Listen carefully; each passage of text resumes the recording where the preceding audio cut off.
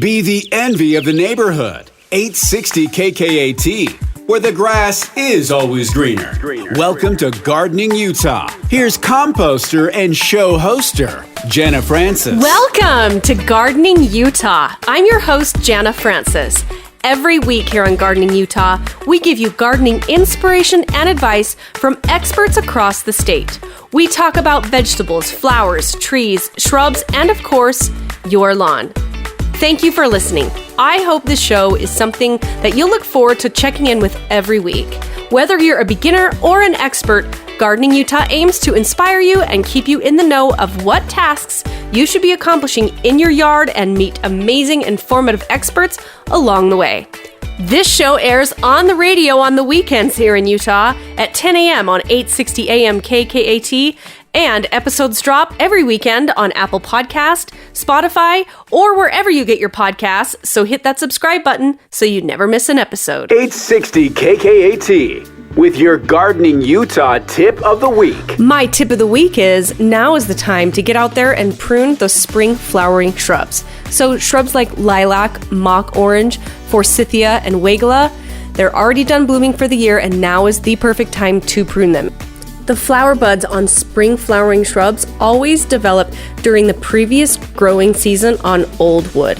Now, if you have a flowering shrub that is quite large and needs a lot of cutting back, you can prune them using the renewal method. And this is where you take the largest stem of the plant and cut them to the ground, and then new stems will arise from the base of the plant. This practice can maintain the natural shape of the plant. It allows more air and light to get to the middle of the shrub. And older stems often don't produce as many flowers, and so this can increase flowering. But remember, when pruning, don't remove more than 1/3 of the largest stems. And also, when you are pruning, you don't need to use any sort of pruning paint on the cuts because the wounds will naturally seal. And also, do not use hedge shears to cut back your lilacs or any of these type of shrubs, because the hedge shears, they just shear off all the stems to the same height, and this really does destroy the natural shape of the shrub. So get out there and prune your spring flowering shrubs now, because if you do it in the fall, you're going to remove all of next year's flowers, and nobody wants that. And that's your Gardening Utah tip of the week, brought to you by the Advocates. If you're in an accident, you deserve an advocate. Call 801-355-5550 or visit utahadvocates.com. Never miss a tip for your garden, and never miss an episode. The Gardening Utah Podcast with Jana Francis on 860 KKAT. On today's show, we are live in studio. Not the first time. This is the second time. This is the second time that we've ever recorded a show together in the same space. That's right. Since 2020? Yeah. That would have been like, what, February or March? Well, of 2020. Well, so we did, you were on episode 3 when we did it in the actual studio. But then the pandemic hit, and then we started doing them virtually. But then I think last summer we did an episode here. We did. So this is the third time. Third time that we've been together. Yeah. Not the third. Well, we hang out all the time. But yeah, recording a show. Exactly. Yeah. So welcome. This is fun. It's really weird being like this close again. I know. And you get so used to like these Zoom meetings, and Zoom whatever, like the virtual everything. Like now we can connect again, and it just the flow already feels different. It's weird not looking at you through a computer screen. Right. You're a human. I don't have to worry about like whether or not you're wearing pants or not. Well, I'm not wearing pants at all. I'm wearing shorts. Okay, if you can't tell, so we're having a little bit of a, garden happy hour here.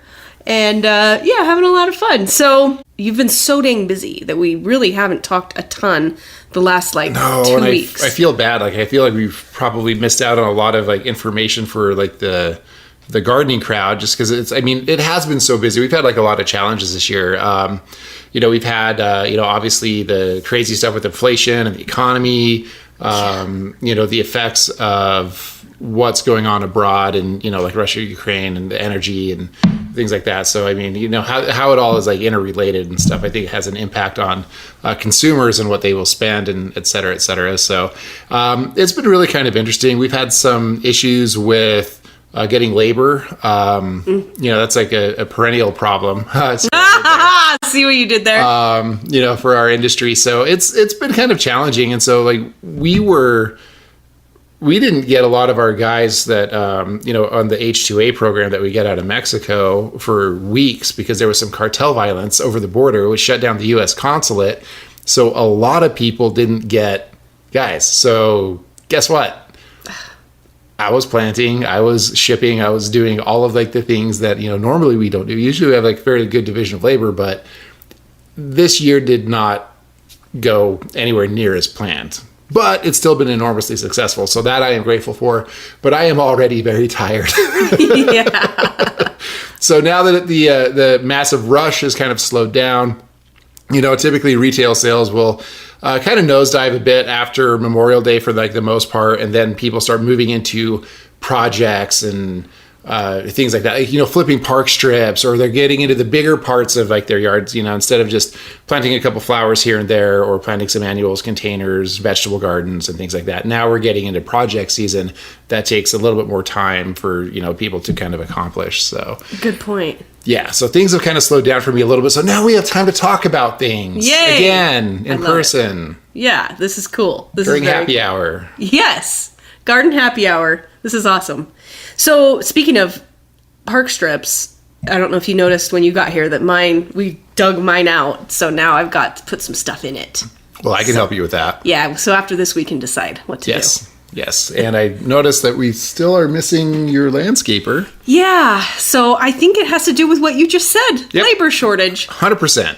Like no guys to help. Yeah. This is not just me complaining about, my business problems. This is an industry-wide problem. So if you have a contractor and they're not getting to you anytime soon, it's really not their fault. There just literally is not labor out there to go and do things. Like we even hired extra people this year, and then of course like we lost them, because they're like, oh, this is too hard.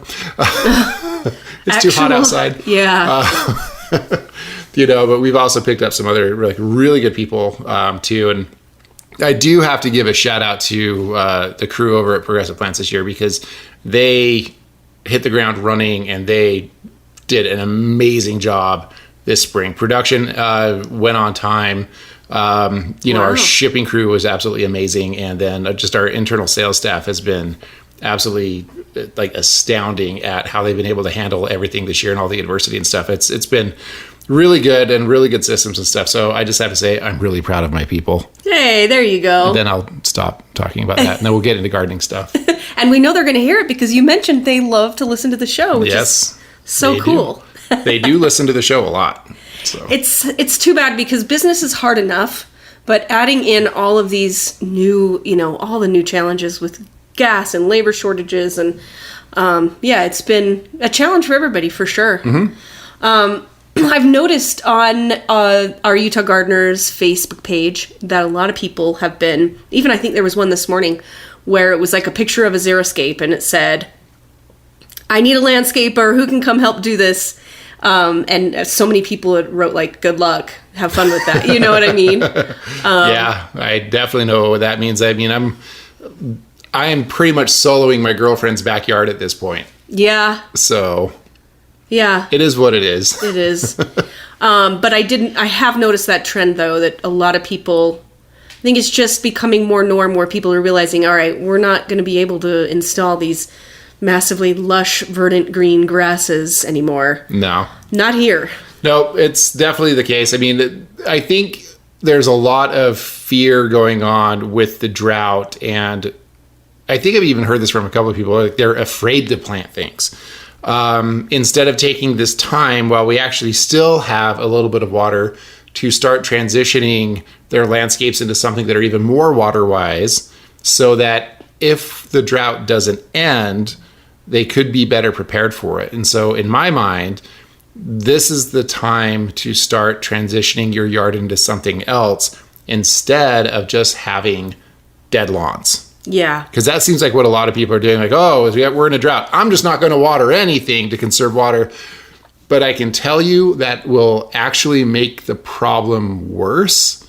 What we really need to do is try to capture the water and slow down the hydrological process using sustainable landscape methods that kind of keep water in place so that our plants can thrive with less water that we have to deliver to it.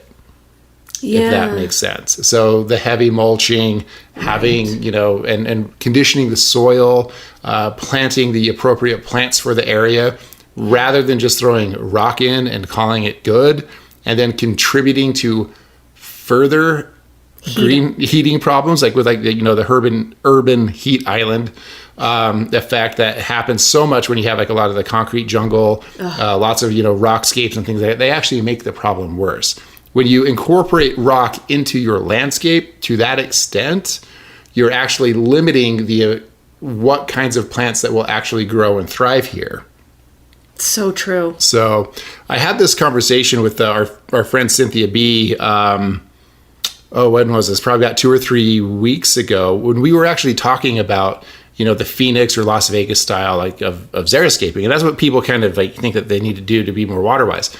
But what a lot of people don't realize is that method of landscaping doesn't work up here because we are not a desert, like an arid desert, the same way that Phoenix or Las Vegas is. We are more of like a mountain steppe type desert where we actually get a lot of moisture in the fall, winter, and spring, typically. Yeah. So if you just do rockscapes, what's going to happen is that all that water that we get through snow and runoff and everything like that, you're just going to get like massive proliferation of whatever successful weed seeds that there are. And then it just turns into a meadow of weedy stuff. Field bindweed. Exactly. So if we actually incorporate a different style of landscaping, and that's why I'm really glad of what Cynthia B's done with like the local scapes and the Jordan Valley water and whatnot. What they've done is that they've actually really created a landscape method that is suitable for our environment. So, and that would be sustainable and actually work to conserve water, which is something that we desperately need, as you can ask anybody in Davis and Weber counties right now, since they're the ones that have probably the strictest water restrictions that I've seen lately. Yeah. Well, and, even last week with Eric Marble on the show talking about sod and with Cynthia's Local Scapes method, lawn is not the enemy. We just don't need it going all the way to our vinyl fences and make this big, massive, unless you're going to recreate on it. We just need to, exactly what you said. We just need to adapt and change what it is we're doing, but we don't need to suddenly go overboard and plant yuccas and lava rock. Right.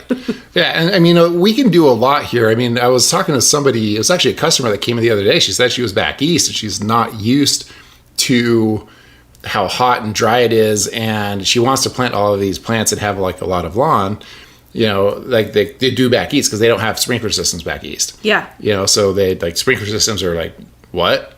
What's a sprinkler system? We've never heard of such a thing. Because they don't use them over there because they get so much rainfall. But, when we kind of explained to her, it's like, look, you can have recreational space. Like you can have a lawn. You can also have a lot of flowers. You can have like a lot of, shrubs and greenery. That's not off the table here. It just depends on how you deliver the water that you need. And if you are utilizing best practices in conditioning the soil in such a way to retain that water. Yes. That's what's really most important, is just soil conditioning and water retention. Yes. That's it. And what are some of the products that you suggest for that? Really anything organic to go as a top dress is totally fine. So like, bark, soil pep, that stuff usually works really well. I really would shy people away from any type of like artificial product like rubber mulch.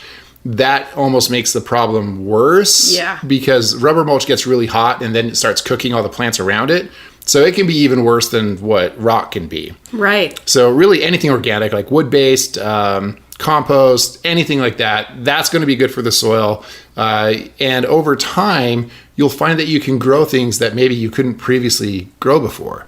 Yeah. We've seen this over in Daybreak now that it's been in for, about 20 years now?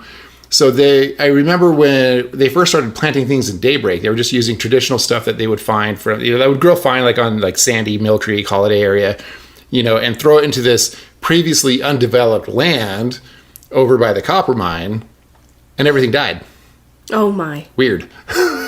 Yeah. But over the years, now that we've kind of learned what works and what doesn't, and lawns and, grass clippings and mulching and doing all of these best practices, we can now grow things over in Daybreak that we were not able to grow before. Yeah. Which has been kind of interesting to kind of watch this process. And so it can happen very quickly. Just because you can't grow something now doesn't mean that 5 years from now you won't be able to grow something if you condition the soil the right way. Yeah. So it's kind of fun to kind of watch these transitions and really to watch people learn and succeed. I mean, gardening is not one of these things that you just master the first year that you do it. You screw it up. All the time. All the time. Yeah. I mean, I screw up all the time. I screw up all the time. Yeah. I've been doing this for 30 years. It's a journey. Yeah. And you learn as you go. Absolutely. Speaking of just... working on the soil, and lawn's not necessarily the enemy. Proof of that I'm thinking of as you've been talking about this is that when we had it's going to happen again tomorrow, unfortunately, but last week when we had the 100-degree temps, I have chickens, obviously, and they were just miserable, right? Mm-hmm. And they're so smart. They naturally, so I just, every once in a while when I can, I let them out so that they can go to a cooler spot. And they just instinctually go to the coolest part of the yard. But I used my pizza oven thermometer the other day and walked around in the heat of the day. I looked like a scientist. And I was taking the temperatures. Sometimes I wish I could just follow you around without you knowing that I was there, just so that I can see how weird you can be. Oh, it's weird. It's weird. My renter and the guest house next door is always like, "You are the most interesting person I've ever." He's like, "You never stop. Anyway." Interesting as I do the quotation motion with my fingers. Yeah. I'm a weirdo, okay? Oh my gosh, it's so funny. Anyway, so I'm walking around with my little temperature gauge, taking temperatures of the ground where the chickens were walking, because I noticed they would not cross. Is it one of those little laser things? Yeah. Nice. It's pretty rad. Those are awesome. I know. So, point being, they would not cross the dirt on the part of the yard that's not landscaped. And so that it hit me, let's see what temperature it is. So the difference between the part of my yard that has lawn and the part that isn't landscaped, the lawn was 73 degrees. And this was when it was 99 outside. Mm-hmm. And the dirt, where I have not landscaped yet, take a guess. Oh, it's probably 120. It's exactly, how did you know? It was exactly 120. Yeah, and there were a few spots where it got up to, so where I have really dark soil in my raised garden box, mm-hmm. It was 168. Oh, yeah, because the dark color just absorbs all that heat. See, that's funny because it radiates a lot of that out too. So this is why I feel like having more foliage in the garden space is important. And this is going to be a long conversation. We're going to have to come to this after a commercial break. But mm-hmm. The one thing that I've noticed is if you have more dense plantings, it actually lowers the ambient temperature in your yard. Totally. And so the one thing I've never really understood about why a lot of landscape designers and landscape architects have or utilize a lot of negative space in the plantings that they do. I'm sure part of it's cost. But at the same time, when it grows in, it still seems like you have a shrub to occupy a space, then a whole bunch of negative space before you get to another shrub. Right. Or a perennial or a tree. And I think they either do that to try to save water or money or I don't know what. But the funny thing is that after working in the nursery and watching what happens to plants inside of the nursery, having more plants together actually requires less water. Totally. Than singular plants because it raises the ambient humidity around them, so they don't lose as much water through their leaves. There's not as much transpiration going on, so we don't have to water as much. Yeah. The plants that cause me problems at the nursery are the ones that are where I only have one left. Yeah. Out of a block of 500. Yeah. Those things start wilting faster than anything else. And so that's where, I think that if we used more dense plantings, yep. Which I think we're in a unique situation where we can change our landscapes now and actually put more plants in and deliver water in such a way to where they can work symbiotically with each other, that I think that you can reduce the urban heat island effect and save water, because especially if you choose like the right plant for the right place. Well, and I noticed that like people that have a ton of trees in their property, it's just a totally different experience when you go to their backyard versus when it's a wide open space. Sure, absolutely. Have you ever been to Noel's Nursery in Cottonwood Heights? Okay, so Steve and Jeanette, they run the nursery over there. They, like Bonnie and Nolan used to run it. Nolan died a couple of years ago. He was a great guy. Bonnie's still there, but it's mostly Jeanette and Steve that run it at this point. That nursery is in Cottonwood Heights. It's like, I actually have their address memorized. It's 6415 East and, 6415 South and 1915 East or something like that. It's like right at the 215 interchange in Highland Drive. And they have these huge trees that cover their entire nursery. You're kidding. No. So it's the only nursery that I've ever been to where the shopping experience in the summer is not horrifically hot. It's actually really, like, it's beautiful in there, and they don't even really have to water as much as other nurseries do. So their plant material actually always looks really good because it gets shaded by the trees. So when you go shopping there in the summer, everything actually looks really good. So I need to check it out. I've had that on my list for a long time. 64 South, 1915 East. Yeah, I believe so. I just Googled it. Okay. Awesome. Okay, well, we will be right back after this on Gardening Utah. Stay with us. 860 KKAT with Jana Francis and Gardening Utah.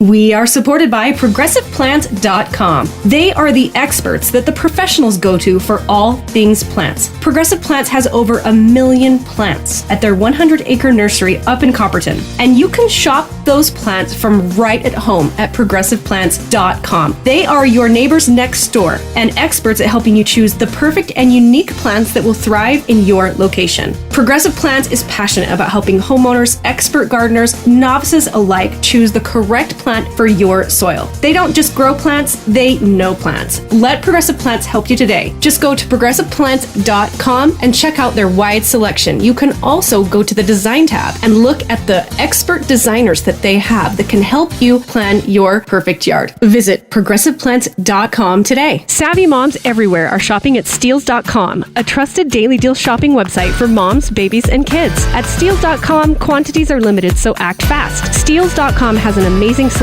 all at prices up to 70% off. Your shopping destination is just a click away at Steals.com, but don't delay. The daily steal changes every day at 9 a.m. You'll find everything for kids, for women, and the home. Everything you'd need to throw a great birthday party, gifts for friends, women's shoes, furniture for the home, and more. Steals.com is the perfect destination to have gifts delivered right to your door. Be inspired by Steals.com, where you can discover thousands of special items, all at amazing prices. At Steals.com, women are having fun discovering something new every day. It's a must-have for busy moms. Download the mobile app and make it easy to shop on the go. Now it's your turn. Discover new selections and unbeatable prices. Shop Steals.com and start saving today. Steals.com. Steals.com.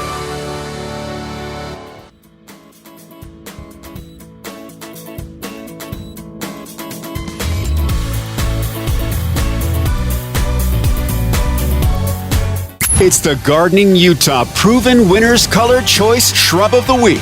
Here's Cameron Alcott with Progressive Plants. Hey everybody, it's Cameron from Progressive Plants, and I am here with another Proven Winners Color Choice Shrub of the Week, and is the Aronia melanocarpa lowscape hedger. It is a dwarf chokeberry. Now, this is actually one of my favorite shrubs. It is a perfect burning bush replacement. I've never really been a huge fan of burning bush, mostly because they kind of look a little bad. They get burned. They don't really perform all that well in a desert climate. They're much more suited back east. They get like a lot of spider mites, and they just typically look ugly all the time. And the one thing that I love about the Aronia, the lowscape hedger, is that its fall color is absolutely amazing. It is drought tolerant. It actually loves Utah, which is really rare for a lot of the shrubs. It has more of an upright shape to it, so it can kind of give you that same type of hedge look that a burning bush does. And the fall color is absolutely amazing. You also get white flowers in the spring, and the best part about it it is that they don't set any fruit. So there's no mess to clean up. So you can use it as a natural fence line. So if you want, you can actually pick some up at progressiveplants.com, and you can just search up Lowscape Hedger in our search engine, or you can just look at the episode notes and click on it from there. Look for the Proven Winners white containers at progressiveplants.com or at your local garden center. We are supported by progressiveplant.com. All things plants. Visit progressiveplants.com today. She really does have the nicest yard on the block. It's Gardening Utah with Jana Francis on 860 KKAT. Welcome back to Gardening Utah. I'm your host, Jana Francis, and with me here in studio, in the flesh, is Cameron Alcott with Progressive Plants. Hi. And you know what's cool? I just realized this is episode 75. 75? Yeah. Wow.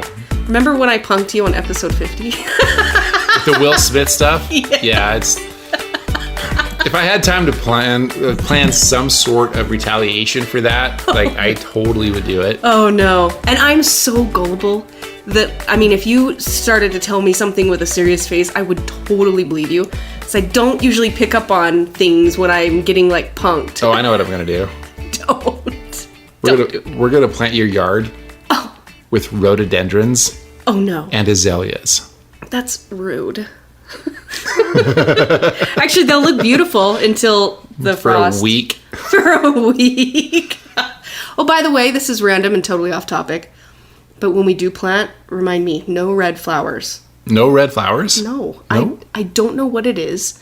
I love red flowers on their own, or with white, or with red and blue and, red, white, and blue, petunias and those kinds of things, or but to me, red has to be with hot colors, like orange, a dark orange or a dark yellow, to look good. Interesting. But if red is in the garden, I feel like it just kind of looks like a crayon box. Okay, so I've got a question for you. Okay. Do you feel, because I think about this a lot, do you feel that, phrase this, that certain colors amplify certain moods? 100%. Okay, so do you have anything red in your wardrobe? Yes. Do you wear a lot of it? I do. You wear a lot of red? Mm-hmm. I'm going to say a lot, but for an important business meeting and stuff. Okay, so it's like a power color, yes. Right? So when you're in your garden, are you trying to get away? Dude. And now so you don't want that power color? So you want to be a little bit more serene. You want things to be a little bit more calm. Because I'm just going to go out on a whim here. Okay. I'm just going to guess. Only because we've been friends for so long. Yeah. Okay. I'm going to guess that you like cooler colors. You like the purples and the blues. Maybe a little bit of pinks. 100%. You use a little bit of white in there. Nailed it. Okay. Nailed it. In fact, when we're done here and we go on a garden walk, I will show you the stuff I've put in this year, and it's all those soft color schemes. Yep. Yeah. Yep. I'm big on the color schemes. Because that's one of the things that we're taught in design school-ish, whatever, design concepts, is that certain colors can convey certain types of emotions inside the garden space. And so if you're a really active person and you enjoy your brain going a mile a minute, or you just want things to be really super active, you go with the warm color scheme, your oranges and reds and yellows and whatnot. But if you want something a little bit more serene, a little bit more calming, then you go with the blues and the purples and and the funny thing I think is white. White is one of those colors where I'm I don't know what to do with it.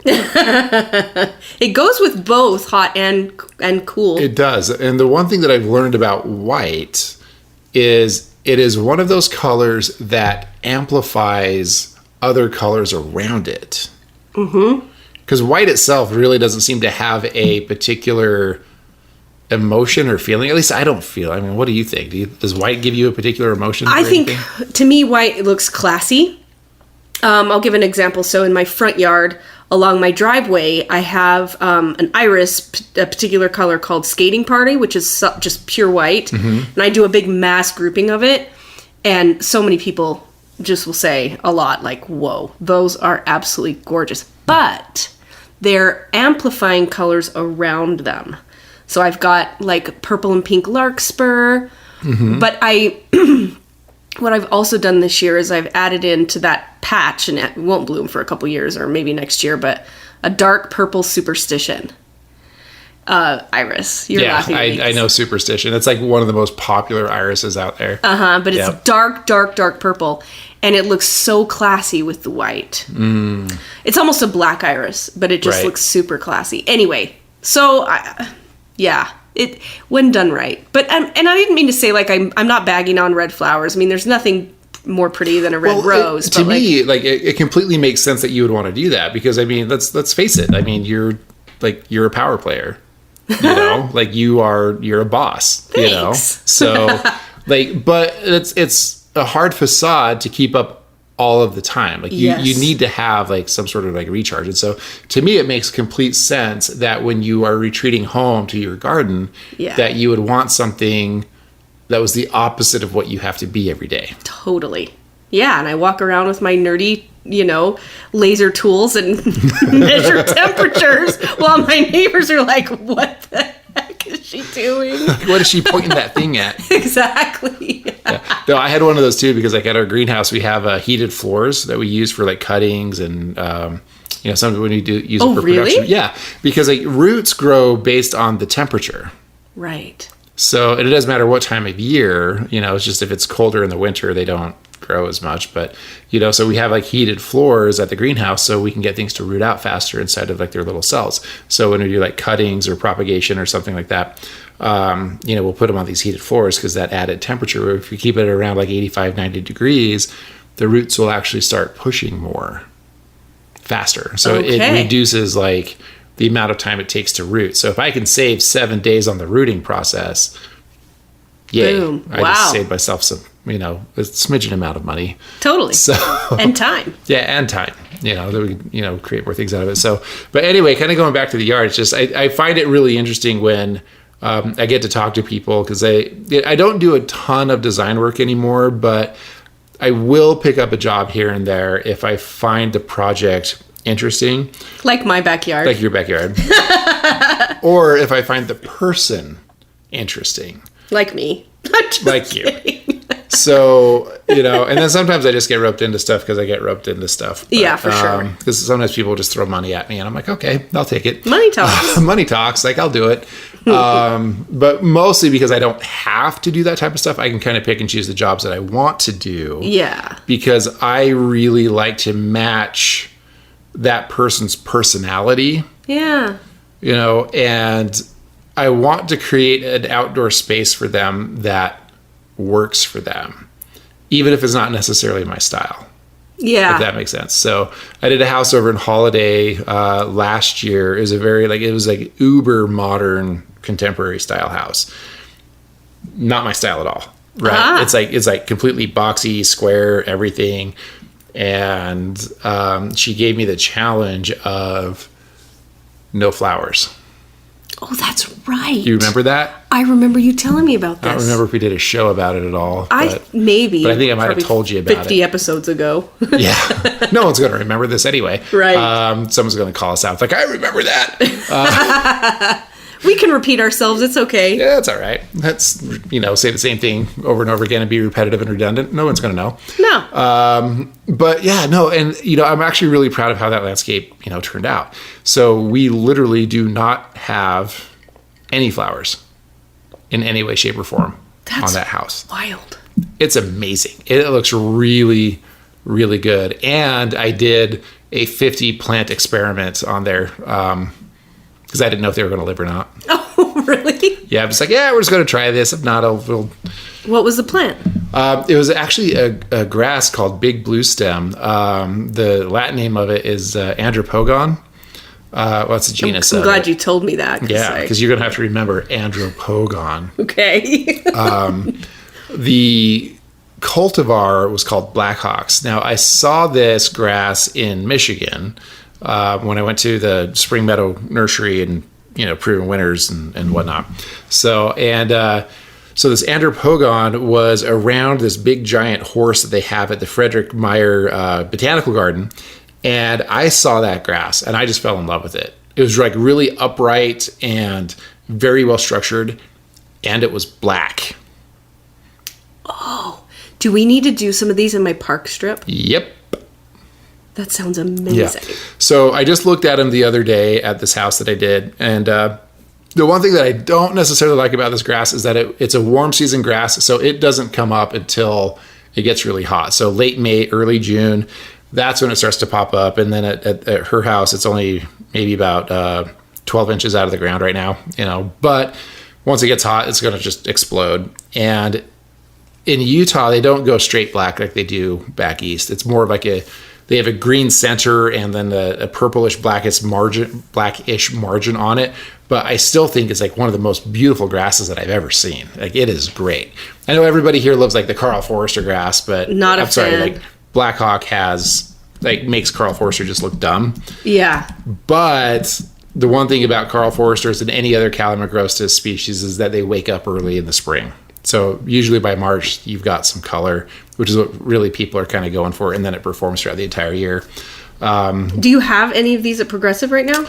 I think we're growing some. I think I'll probably have some a little bit later in the season. It's a grass that I'm still trying to figure out how to really deal with it in the nursery setting and when to plant it. Gotcha. The one thing that did happen this year is that we did have that freeze like in late April and then another one in May. Yeah. And I lost a couple of crops because of No way. It happens. It's just the nature of the business. So, and that was one of them that got like a little nipped. And so I'm just waiting to see if they come back. Okay. But last year's crop was amazing. I ended up using them all in this one house. So. Okay. The reason I asked is I would put a link to it in the episode notes. Yeah. But yeah, I'm looking here on the Googles. And boy, it's pretty. I like it. Right? Yeah. No, it's absolutely beautiful. It's a really classy looking grass too. It totally And I think is. it like will amplify anything else that you put around it as well. Yeah, and I love the color. Yeah.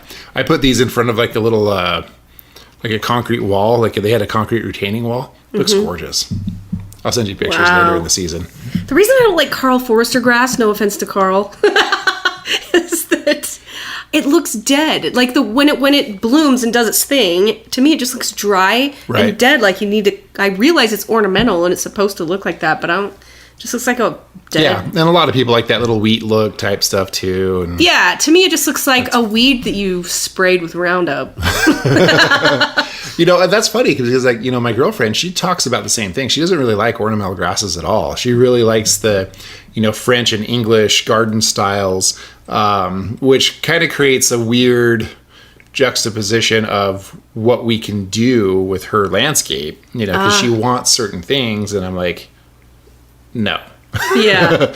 And then, of course, it's my girlfriend, so ultimately my answer is yes. Yeah. And her yard is amazing. It's so funny. The other day when you accidentally texted me your location. Oh. And it didn't even occur to me it was Mandy's house. I don't know why it didn't occur to me, because duh. But when I opened it up, I was like, dang, that house definitely shopped at Progressive. And I was like the weird plants that are in it. Somebody professionally designed that house. And I'm like, wait a minute. Who did you just get that text from? And you've been to Mandy's house. And when I drove up, I'm like, okay, this has Progressive plants written all over it. When I'm done with the backyard, you'll have to come out because we're probably about 80% there. I've only got like a few things that we have to add in, and some garden boxes to build, and then we're done. Oh, that's amazing. Yeah, it looks so good. Man, that's so cool. And a hot tub. We need to buy a hot tub. Oh, there you go. Yeah. They're fun. They are fun. I recommend highly. They're expensive though. Right? Everything's expensive right now. Oh my word, yes. It's just ridiculous. It's ridiculous. Yeah, I just can't believe so far. I the other day on our admin chat for Utah Gardeners, I kept saying like, I feel so bad for the plants right now because one day we had 100-degree weather, well, several days in a row, and then we have 100-degree with just torrential winds that was like ripping the moisture out of all of our plants, and then the next day torrential rain and hail. I got hail here too. I must be the luckiest guy on the planet because everything that I planted looks great. Wow. Zero problems. Wow. Like it was windy. Yeah, everything looks good. Wow. You'll see my tomatoes in a minute. They're like sideways. Well, they're starting to perk back up, but man, oh man, Utah can be, Mother Nature can be a real Well, yeah, pain. but again, I mean, you remember earlier in the year where I was like, I don't plant my tomatoes until Memorial Day or after. Yep. So I don't have to fight Mother Nature because I just don't try to fight her. Yep. You know, like I know how May is going to be. Yeah. You know, and I know how tomatoes are. Yeah. So well, and you actually calmed some of my fears in a way, because I just feel like, well, not a fear, but like I feel like we as a collective of just gardeners / retail nurseries, right? Mm-hmm. Always trying to cheat time, you know, and hey, you've got to buy this jalapeno that's in a gallon pot, right? Or whatever. We're just always beating time. And when you put that in the ground, it's just quite often just not sits ready. there. Yeah. I mean, it's just, you know, like Mark Anderson said on one of the past episodes with tomatoes, when you're planting tomatoes in the ground in like early May, especially in certain parts of Utah, all you're doing is literally just keeping them alive, and they'll probably get nipped by the frost. But like it's about soil temps. Mm-hmm. The soil has to be a certain degree, like you said, for the roots to grow, which is the main thing that gets the plant going in the first place. Right. And so because of that, and this was a long-winded way of saying that this year, most of my squash I sowed directly like a week ago in the ground. Yeah, and you'll probably have the best harvest ever. I bet I will. Totally. Yeah. No, I've done like the same type of thing. Any warm season crop, I literally don't do anything until Memorial Day. Yeah. And even if it's a week later, meh. Yeah. Not that big of a deal. Yeah, it had to be a week later for us because we were still getting those nippy temperatures. And I'm usually about 5 to 10 degrees colder here because of the river. I don't know what the river does. Or maybe it's not the river. Maybe it's just where I'm at. I think the river has something to do with it. And plus you are also at the lowest part of the valley. So this is where all the cold air sits. Like it just settles here. So it's just simple physics. Thanks for making me visualize that, because that actually just was like a puzzle piece that just answered some questions. I never thought of it that way. I love it. It's good talking to Cameron all the time. Yeah, I like talking to me too. Okay, what should we tell our listeners in this last 4 minutes? 4 minutes. Let's educate. Let's inspire. You know what? I would say the biggest thing is this year especially, do not let the fear of the drought stop you from doing projects to convert your yard to a more water-wise yard. Love it. That's the main thing. Yep. And you might be thinking like, oh, Cameron's just a nursery owner. He's going to try to push his agenda. I don't care. Yeah. You know, like the retail market isn't necessarily our MO. So I do it because it's fun, not because I make a boatload of money off of it, because I don't. But what I'm looking towards, what we need to do to be a sustainable region in the future, and that is changing the way that our landscapes work and function so that we have enough water for everybody here. Yes. And actually have living spaces that make us feel good, that we can use, and that we can still pursue our hobbies of gardening, growing food, you know, and activities just like that. Like, we're not in dire straits yet. Oof. Yet. But it's going to depend on what we do this year. It is going to depend on what we do for this year and the next couple of years, because, you know, the reservoirs that we have, like the amount of water that we have, I think is supposed to last around like 3 to 5 years. That's how much that they try to, capture is a 3 to 5 year, supply of water before they start issuing, draconian type restrictions. Yeah. So that's the thing that if there was any message that I could put out there, and so tell your friends and neighbors and all that type of stuff, like it's not a bad idea to start converting now. Like, we're not in such dire straits that we can't change the way that we landscape. We can't put more water-wise plants in there. I would say utilize your local nurseries more than anything in order to get the drought-tolerant plants and figure out what plants are going to work for your area. Yeah. And not necessarily just like run to the box stores. Yes. Because the last time I was at a box store, I was like, why is this here? Yeah. Why are there aspens at Lowe's in Taylorsville? Like, no. And just a lot of plants that are not necessarily drought tolerant. I mean, they sell because they're pretty, Sure. which I totally get that, but they are not conducive to our environment. Yeah. Like, the box stores don't care. Nope. Not at all. And everybody that I know from every local nursery that I've ever seen here, they care about their client. They care about the success of the landscape for their client. It doesn't matter if you're going to Willard Bay Gardens, like Anderson's up in Logan, Botanicals in, or Sandia Greenhouse down in it's like St. George, places like that. Yeah. They all care about their clients and they want their clients to be successful. They're the ones with the knowledge. They're the ones that you want to go to. Yep. They're the ones who can help you the most. Yes. And you might still fail. That's okay. Just go back and ask more questions. That's right. That's what I do. I still ask questions all the time. Like, yeah. Hey, Liz, why is my stuff dying? She's like, well, you're dumb, Cameron. That's why. I'm like, all right. Yeah, I send pictures to Liz all the time. What's going on with my peppers? She's like, duh, there's a grasshopper in the background. I'm like, oh yeah, I have a garden show. I should know that. Yeah. Anyway. Oh my gosh. Well, thanks for being here, Cameron. Let's go for a little garden walk, have a little drink, and let's do it. Walk around some beautiful plants, and we'll see you guys next week on Gardening Utah. Thanks for listening. When you're ready to grow big or go home, make your neighbors green with envy. Get the Gardening in Utah podcast, Gardening Utah, available wherever you get your podcasts and at 860kkat.com/garden.